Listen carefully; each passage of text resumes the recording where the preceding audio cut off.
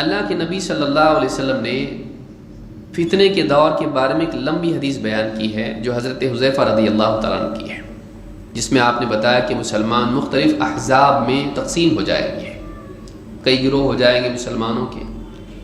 اس وقت میں مسلمانوں کو کیا کرنا چاہیے؟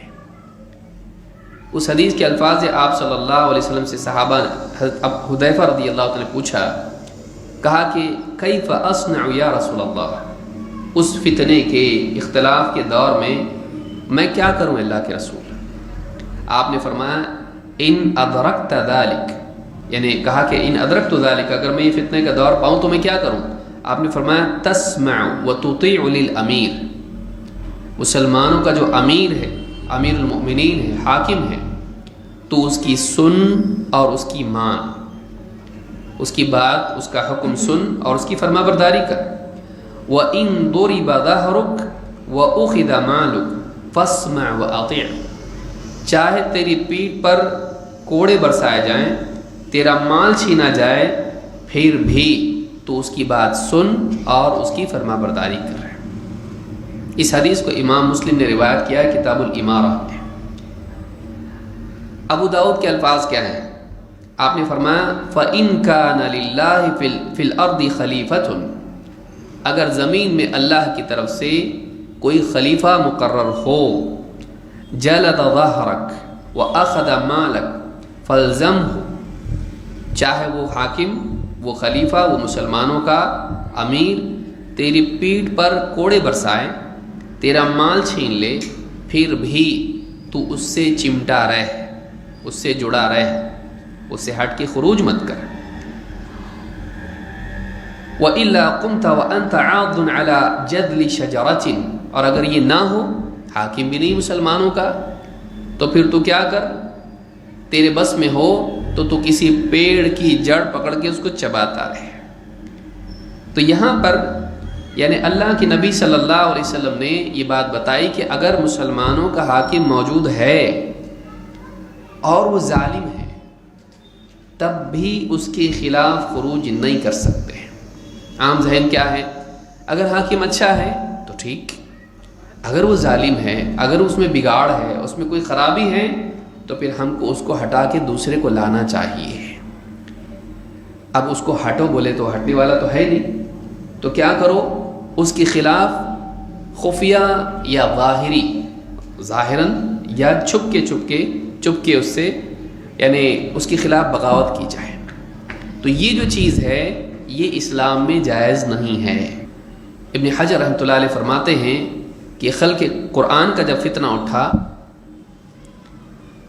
حاکم اس وقت میں کہتا تھا، ان لوگوں کے ساتھ ہو گیا تھا جو کہتے تھے کہ قرآن مخلوق ہے، اور جو علماء یہ نہیں کہتے تھے ان پر ظلم کیا جاتا تھا۔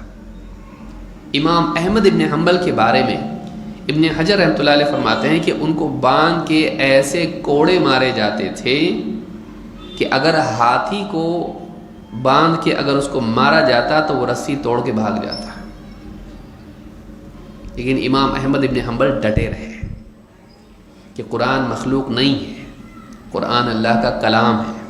کہتے تھے لاؤ قرآن سے کوئی دلیل لاؤ، حدیث سے کوئی دلیل لاؤ، لیکن یہ عقیدہ اسلام کا عقیدہ نہیں ہے کہ قرآن مخلوق ہے۔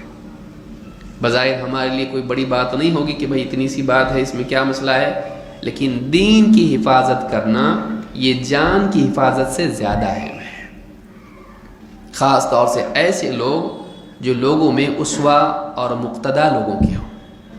اگر وہ ٹل جائیں، حق سے پھر جائیں، حق کو میں کمزور ہو جائیں، پیچھے پوری امت کمزور ہو جاتی ہے۔ ایسے لوگوں پر زیادہ ذمہ داری ہوتی ہے، ان لوگوں کو قربانی دے کر عزیمت پر قائم رہنا پڑتا ہے تاکہ پیچھے جو لوگ کمزور ہیں وہ دین سے پھر نہ جائیں، امت میں بگاڑ نہ آ جائے۔ اس وقت میں وہ خود امت کے نمائندہ ہوتے ہیں۔ لہٰذا امام احمد ابن حنبل ڈٹے رہے اس کے اوپر، لیکن اس کے باوجود آپ دیکھیے امام احمد حنبل کا ایک قول یہ بھی ہے، کسی نے کہا کہ آپ کو دعا کا موقع ملا تو آپ کیا کریں گے؟ کہا میں حاکم کے لیے دعا کروں گا، اللہ اس کو ہدایت دیتے ہیں۔ چاہے تو یہ بھی دعا، اس کو اللہ برباد کیوں برباد کرے بھائی؟ اس کے بعد دوسرا کوئی آئے گا اچھا ہوگا، گارنٹی ہے، اس سے اچھا کہ اللہ اس کو ہی ہدایت دیتے ہیں۔ میں اس کے لیے دعا کروں گا اللہ سے۔ ایسا حاکم جو ظلم کر رہا ہے ان کے اوپر، لیکن اس کے لیے کیا کر رہے ہیں؟ کہہ رہے ہیں کہ اگر ایک دعا میرے پاس ایسی اور مجھے معلوم ہو جائے کہ قبول ہوگی تو میں حاکم کے لیے دعا کروں گا۔ ہمارے جیسے لوگ کہیں گے اپنے لیے کرتے تو زیادہ اچھا تھا، یہ ہماری جہالت ہے۔ کیوں؟ میرے اپنے لیے دعا ہوگی ٹھیک ہے، اس کا فائدہ میری ذات تک محدود ہوگا، لیکن اگر ایک حاکم سدھر جائے تو ساری مسلمانوں کی جان و مال اور عزت اور دین کی حفاظت ہوگی۔ حاکم سدھر جائے تو سارے بلاد سدھر جاتے ہیں، تو کیوں نہ ہم اس کے لیے، یہ ہمارے ائمہ کا طریقہ ہے، ہمارے اماموں کا طریقہ ہے۔ لیکن آج آپ دیکھیں گے کہ انٹرنیٹ پر مسلمان بہت سارے ہمارے نوجوان فلاں حاکم ایسا، فلاں حاکم ایسا، چاہے وہ کسی بھی ملک کا ہو، بھائی صرف سعودی عرب کا نہیں، کسی بھی ملک کا حاکم ہے، کیوں ہم لوگوں کو اس کے خلاف بھڑکائیں؟ کیوں ہم کریں؟ علماء نے کسی کے بھی بارے میں کہا کہ مسلمان خاص طور سے جو دعات ہیں وہ اس میدان میں نہیں بولے، خاموش رہیں، تیرا کام نہیں ہو۔ ہر ملک میں کچھ نہ کچھ مسلمان تو ہے نا، اگر یہاں سے ہم کسی حاکم کے بارے میں بولیں گے، لوگوں کو بھڑکائیں گے، ان کی جان و مال کا نقصان ہوگا، اس میں نہیں پڑے۔ اپنے میدان میں جو بھی لوگوں کی اصلاح کا کام ہے، جس کی اجازت گنجائش ہے، وہ کرتے رہو، چاہے وہ کسی بھی ملک کا حاکم ہو، مت بولو اس کے بارے میں۔ کیوں بول رہے ہو؟ کیا فائدہ اس کا؟ کچھ کر سکتے؟ کچھ بھی نہیں کر سکتے۔ کیوں بھڑکائیں ہم لوگوں کو؟ کیوں اس طرح کی باتیں ہم انٹرنیٹ پر، واٹس ایپ پر، فیس بک پر کیوں ہم اس طرح کی چیزیں ڈالیں؟ نہ ڈالیں، ہم کسی کے بھی بارے میں نہیں بولنا چاہیے۔ صرف سعودی عرب کی بات نہیں کر رہے ہیں، کسی بھی حاکم کے بارے میں کیوں بولے مسلمان؟ خاموش رہیں۔ اگر راستہ ہے اس کی اصلاح کا، کسی ذریعے سے کوشش کریں اس کی۔ یہ دین آنا چاہیے یہاں پر، یہ بادشاہ ہمارا اچھا نہیں ہے، ہٹاؤ اس کو۔ اور بعض اوقات غیر مسلم حکومتیں بھی ان کی مدد کرتی ہیں، اس میں ان کو اسلحہ فراہم کرتی، کیونکہ ان کے پاس وہی تو اصل ذریعہ ہے معاش کا۔ خفیہ طور سے ان کو ہتھیار دیتے ہیں، وہ حاکم کے خلاف بغاوت کرتے ہیں، انٹرنیٹ کے ذریعے سے ان کو ایسے پڑھے لکھے، جو کبھی انگلینڈ میں، امریکہ میں پڑھے لکھے مسلمان مفکر قسم کے لوگ بھی وہاں پہ ہوتے ہیں، ایسا نہیں ہونا چاہیے، ریولوشن آنا چاہیے، مسلمانوں کو بھڑکاتے ہیں، مسلمان بھڑک جاتے ہیں، مظاہرات کرتے ہیں، یہ کرتے ہیں، بڑھتے بڑھتے بات ایک دم فساد تک آ جاتی ہے۔ کبھی حکومت ان کو پیس کے رکھ دیتی ہے، کبھی ان کے نتیجے میں حکومتیں بدل جاتی ہیں۔ پھر کیا ہوتا ہے؟ پھر غیر مسلم حکومتوں کے پپٹس وہاں پر آ جاتے ہیں، حالات بد سے بدتر ہو جاتے ہیں۔ کبھی حاکم کے پاس زیادہ طاقت ہو تو پوری طاقت استعمال کر کے وہ پیس کے رکھ دیتا ہے، کبھی وہ ہٹ جاتا ہے۔ مسلمانوں میں آپس میں بھی تو کئی فیکشنز ہوتے ہیں، کئی گروہ ہوتے ہیں۔ جب اصل بادشاہ حاکم وہاں سے ہٹ گیا تو اب ان میں جھگڑا ہوتا ہے کہ حکومت کی بیک ڈور کس کے ہاتھ میں رہے گی، وہ آپس میں ایک دوسرے کو غلط بول کے آپس میں لڑتے ہیں، پھر ان کا جھگڑا سول وار ہو گیا۔ پھر جو باہر کی جو ملک ہیں، بڑے بڑے ابا جان، وہ لوگ بولتے ہیں ٹھہرو ٹھہرو، ہم آ رہے ہیں وہاں پہ ابھی۔ پھر وہ لوگ وہاں پر آتے ہیں، پہلے تو وہ لوگ کیا کرتے ہیں؟ حملے کرتے ہیں ان کے خلاف، جو باغیوں کے سب کھنڈر بنا دیتے ہیں۔ پھر اس کے بعد وہ لوگ آتے ہیں، سارے وسائل پر قبضہ کرتے ہیں، پھر اپنے حساب سے جو آدمی کام کا ہے اس کو وہاں پر اس کی گورنمنٹ بنا کے دیتے ہیں۔ پھر سے ویسے حالات پیدا ہوئے۔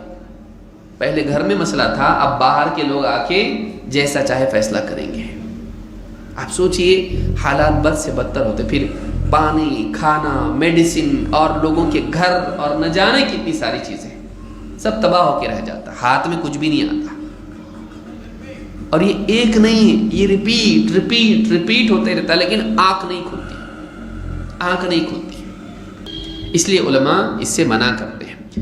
علماء بزدل نہیں ہیں، علماء رحم دل ہیں، علماء حکمت والے ہیں۔ کوئی بھی آدمی کا کہے بھائی حاکم کے خلاف بغاوت کی باتیں مت کرو، بزدل آدمی ہے، کیونکہ ہمارے سامنے سلف کا طریقہ نہیں ہے۔ ہمارے سامنے کیا ہے؟ فرینچ ریولوشن، ہاں امریکہ کا ریولوشن، فلاں انگلینڈ کا ریولوشن، ہم ان کو دیکھ کر ہم چاہتے ہیں کہ وہ اسلام میں بھی ہو، اسلامی اصول اسلام کے اعتبار سے ہم دیکھتے نہیں ہیں کہ اسلام میں تعلیم کیا دی گئی ہے، جان و مال کا نقصان کتنا اس سے ہوتا ہے۔ علماء رحم کھا کے امت پہ کہتے نہیں مسلمانوں کی جان و مال کا نقصان ہوگا، مت کرو ایسا۔ تو اس کے لیے یہ منع ہے۔ کیا غیر مسلم حکومتوں میں ایسا کر سکتے ہیں؟ جس حکومت میں اگر وہ غیر مسلم حکومت ہے، مسلمان ہیں اور اس حکومت میں مسلمانوں کا ان سے عہد و پیمان ہے کہ ہم تمہارے ضمن میں رہیں گے اور بغاوت نہیں کریں گے، ایسا کوئی کام نہیں کریں گے جو تمہارے خلاف ہے، اگر انہوں نے ایسا عہد کیا ہے تو ان کے لیے جائز نہیں کہ اس حکومت کے خلاف خروج کریں یا ایسا کوئی کام کریں جس سے ان کی خیانت ہو۔ کیوں؟ اس لیے کہ مسلمان اپنے وعدوں کے نبھانے والے ہوتے ہیں۔ جب کسی ملک میں مسلمان رہتا ہے یا جاتا ہے، اگر وہ کاغذات پر دستخط کرتا ہے اور اس میں اس نے یہ وعدہ کیا ہے کہ میں ایسا کوئی کام نہیں کروں گا جو بغاوت والا ہو، خیانت والا ہو، دھوکے والا ہو، اگر اس نے کسی ملک سے ایسا عہد کیا ہے، اس ملک میں داخل ہوتے وقت میں یا اس ملک میں رہ کر، اب وہ اس ملک سے غدر نہیں کر سکتا ہے، وہ دھوکہ نہیں کر سکتا ہے۔ اللہ کے نبی صلی اللہ علیہ وسلم فرماتے ہیں من امن رجلا علی دمہ فقتلہ فانا بریء من القاتل وان کان المقتول کافرا۔ جو مسلمان کسی کو امان دے، بھائی تم مجھ سے سیف ہو، میں تم کو قتل نہیں کروں گا، امان دے اس کو، اس کے بعد اس کو قتل کر ڈالے، اپنی طرف سے امن کا وعدہ کر کے پھر اس کو قتل کر ڈالے، فَأَنَا بَرِيءٌ مِّنَ الْقَاتِلِ، تو آپ نے فرمایا میں قاتل سے بری ہوں۔